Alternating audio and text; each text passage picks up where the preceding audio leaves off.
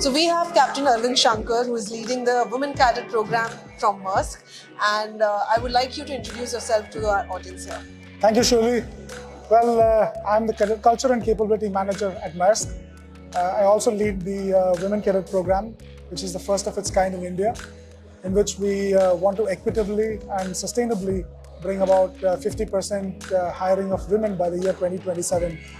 It might sound like a bold and ambitious target, but if you don't aim high, you're never going to get there.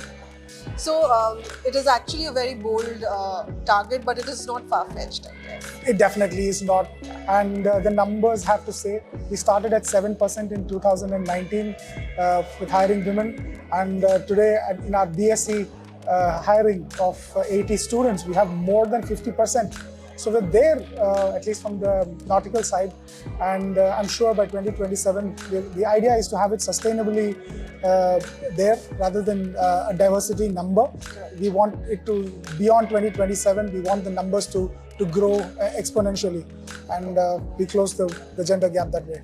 So can you name a few very tangible, actionable steps that Maersk is taking to achieve this target by 2027? Yes, definitely, and I think a lot of it, the industry is also moving along with us. In the past, we never recognized the need, or we didn't recognize our failure in creating an ecosystem for women to thrive in. We just complained that there were not enough women taking up, so we never built infrastructure for examples. So maritime training schools, they do not have the right infrastructure at when we started off to house 50% women, then availability of washrooms, for example, also the sensitization of faculties, support staff, management into having women cohorts and how to deal with them. This is an industry we must understand. For years together, it has been men who have been running the show. So it has been, and it's not, if you look at it in that perspective, it was very right that everything was, developed for the people who are the users. But that's again where I say we forgot half the population of the world, and today we are correcting a lot of wrongs.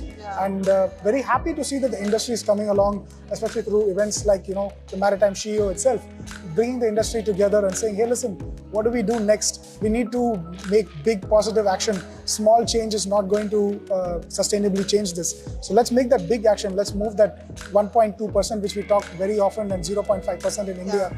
Let's move that to 10% and 12% and not just target 2% at the end of the decade, because that is how we can make significant impact. So what happens after you have recruited the women cadet? We have to build an ecosystem where they can thrive. So what about the leadership roles? I mean, as women go up the ladder in their career, they have to make some very difficult decisions in their life. And oftentimes we have seen that they make those very difficult decisions. Either they leave their career in the midway and they choose their family and everything else. I see what you mean, and that's a very, very, very pertinent question to the industry.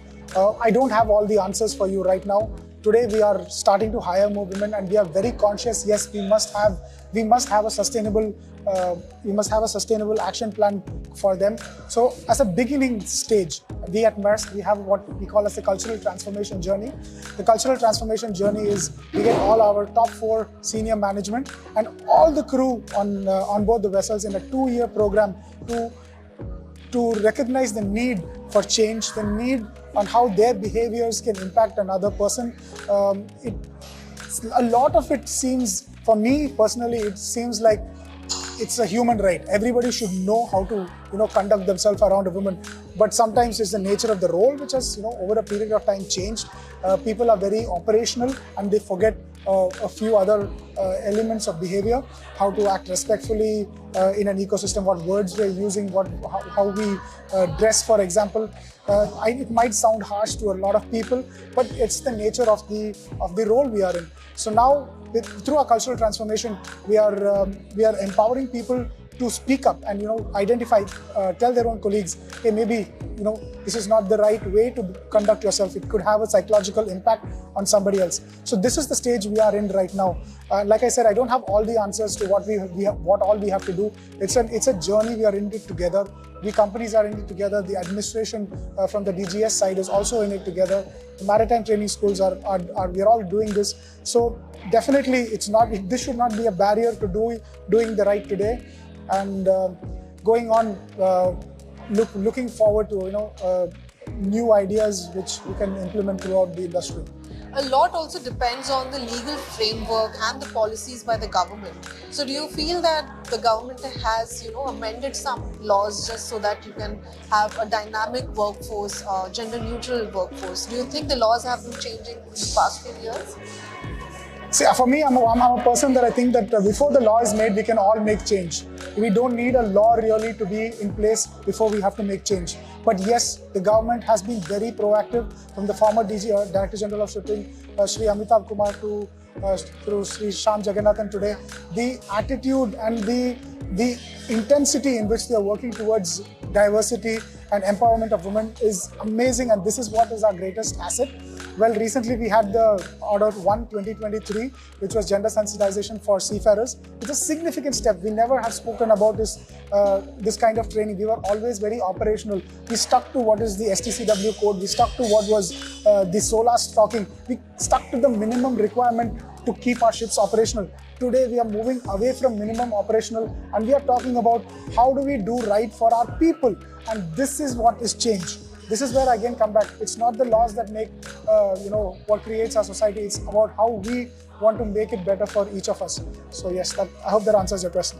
Thank you, Captain Arin Shanker. It was really an insightful conversation. Thank you, Shuli.